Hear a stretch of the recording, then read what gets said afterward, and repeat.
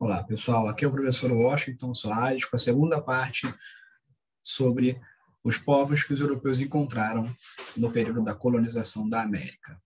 Bom, agora a gente vai focar especificamente no território que coube a coroa da Espanha. Os espanhóis também encontraram, assim como os portugueses, povos nômades e seminômades na região. No entanto, a gente vai se focar em três povos específicos, porque foram três grandes civilizações que os espanhóis entraram em contato, ok? Todas elas deixaram a sua herança do ponto de vista cultural nas populações dos seus países até o dia de hoje. A gente vai falar primeiro da civilização maia, tá bom? A civilização maia, pessoal, ela teve o seu auge entre o século III e o século IX depois de Cristo, tá bom? Quando os europeus aqui chegaram, ela já estava desagregada, desarticulada. Não sabemos exatamente qual é o motivo dessa desagregação social, tá bom? Algumas hipóteses apontam para o desgaste do solo da região, que teria levado essas cidades, que são cidades-estados, né? São cidades independentes entre si, elas não formam um império unificado. Essas cidades teriam, portanto, entrado em conflito entre si para a conquista de melhores territórios nessa região, tá bom? A gente não sabe exatamente, como eu disse, se isso de fato aconteceu. É uma das hipóteses, tá bom? O esgotamento do solo e a migração, a dispersão pela região é outra, tá bom? Mas o que nos interessa é o seguinte: os maias eles estão na região que hoje é a península do Yucatán, tá bom? Grande parte no território mexicano, mas a gente também encontra aí Belize, encontra Guatemala, Honduras. Então, é uma região ali na América Central, tá? Como eu disse, a organização política é baseada em cidades-estado, tá bom?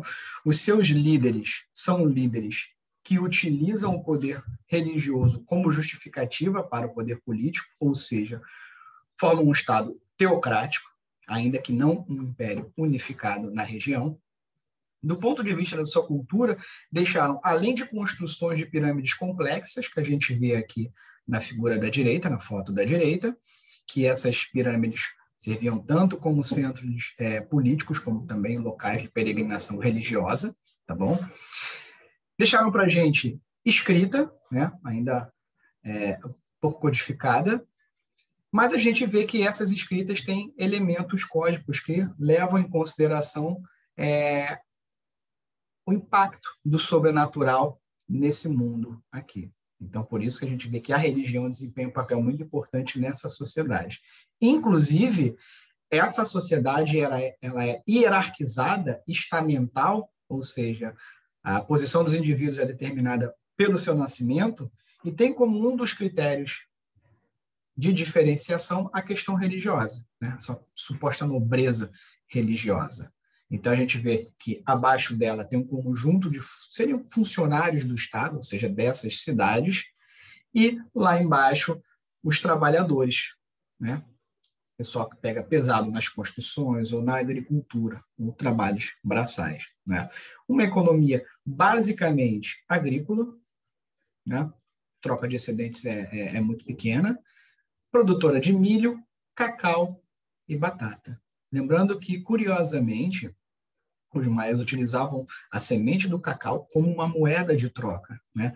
Já visto que o chocolate era tido como uma bebida religiosa, fazia parte dos rituais religiosos desses povos, tá bom? Depois que esses povos se dispersaram, eles não desapareceram, eles apenas se desarticularam. Então, ainda hoje, em Honduras, Guatemala, nessa região, a gente consegue encontrar povos descendentes dos maias, né? E esses mesmos maias foram, aos poucos, sendo também incorporados por um império vizinho, tá bom? Que chega ao poder alguns séculos depois, que é o Império Azteca, tá bom? O Império Azteca também está na região ali, pega uma parte da península do Yucatán, uma região que hoje é o sul do México, tá bom? E há uma certa divergência em relação à organização política dele.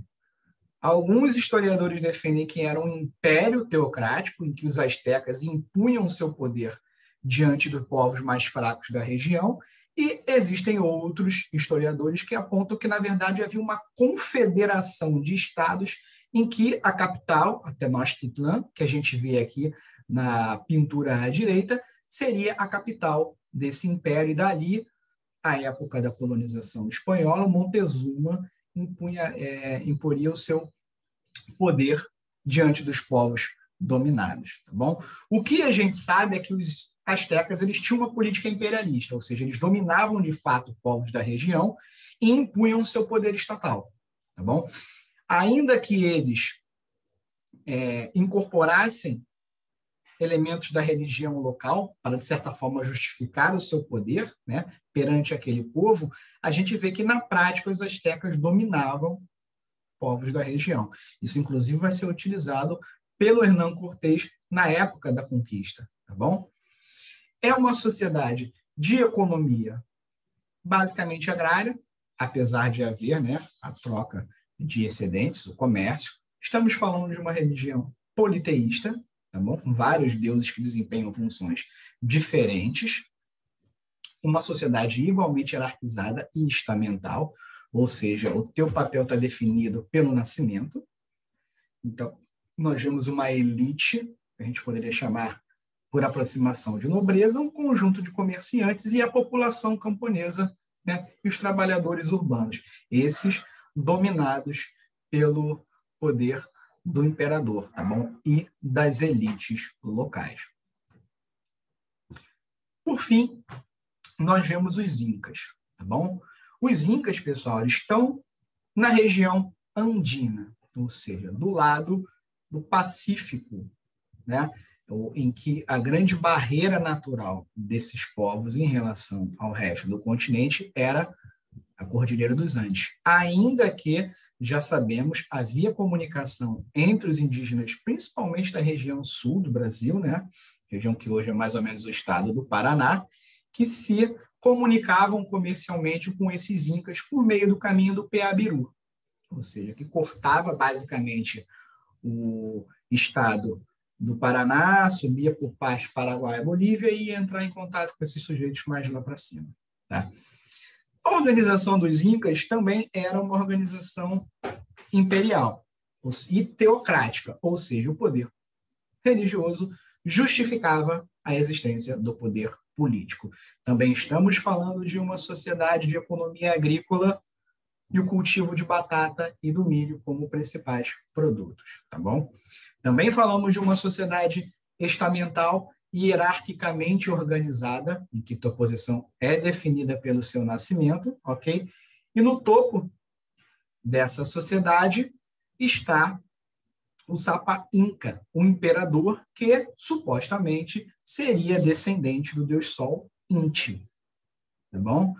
Nós temos, nesse momento, um império que também domina povos da região e impõe seu poder, né, cobrando imposto desses sujeitos, e essas obras são feitas pelo regime de Mita, ou seja, um contingente populacional é organizado pelos poderes locais para trabalhar em locais pré-determinados pelo Estado, ok? Seja na extração de metal precioso, seja na construção, na abertura de cidades, etc.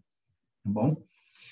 Assim como os astecas, os incas também conheciam o metal precioso, né? Destacadamente a prata da região do Potosí, né? Potosí vai ser uma grande região de exploração espanhola. Mas esses sujeitos eles não utilizavam os metais preciosos como forma de organização monetária, né? Eles utilizavam isso como forma de embelezamento, de status, muito mais ligado à questão de status e de beleza, né? Questões estéticas, do que a questões econômicas. Tá bom?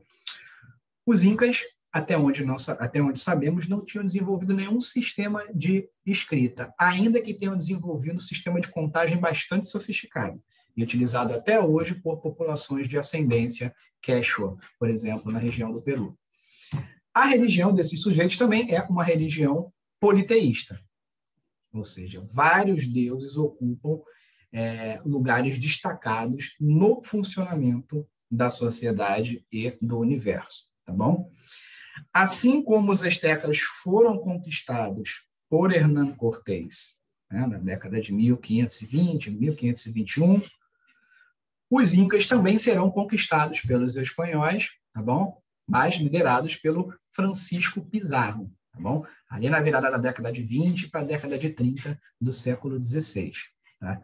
E a partir daí, dessas conquistas, os espanhóis vão impor a sua autoridade na região e vão organizar a exploração econômica de acordo com seus objetivos. Aqui à esquerda a gente vê a cidade de Machu Picchu, né? Grandes cidades muito visitadas, né? Então a gente vê que os incas eles eram bastante sofisticados no que diz respeito à criação de cidades em cima dessa Cordilheira dos Andes, né? Então a gente vai ver que essas três civilizações que nós apontamos eram civilizações extremamente sofisticadas, tá bom? Tenochtitlan, a capital do Império Azteca, naquele momento da colonização, era a maior cidade em termos de população do planeta. Então, a gente já vê que era uma sociedade extremamente sofisticada, organizada e complexa, tá bom? A gente vai ver que, em um primeiro momento, esses indígenas são vistos, ali nos primeiros contatos, eles são vistos, né, como criaturas angelicais, como criaturas desprovidas do pecado original, mas, a partir do momento em que o projeto de colonização avança, as relações entre espanhóis e população indígena azedam, se tornam ruins, e a gente vai ver que esses sujeitos vão ser convertidos ao trabalho forçado. Aqui na gravura da esquerda, do século XVI, a gente vê o trabalho desses indígenas na montanha de prata do Potosí, tá bom? Região que hoje é a Bolívia.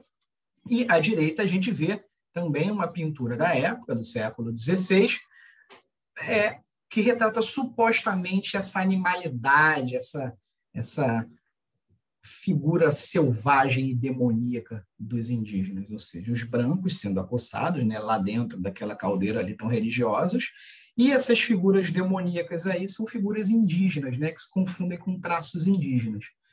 Então a gente vai ver que a relação entre europeus e esses indígenas vai oscilar entre a figura angelical, desprotegida, inocente, e a figura demoníaca. É claro que isso vai variar ao longo do processo de colonização. Com isso, terminamos o conteúdo sobre povos da América Espanhola.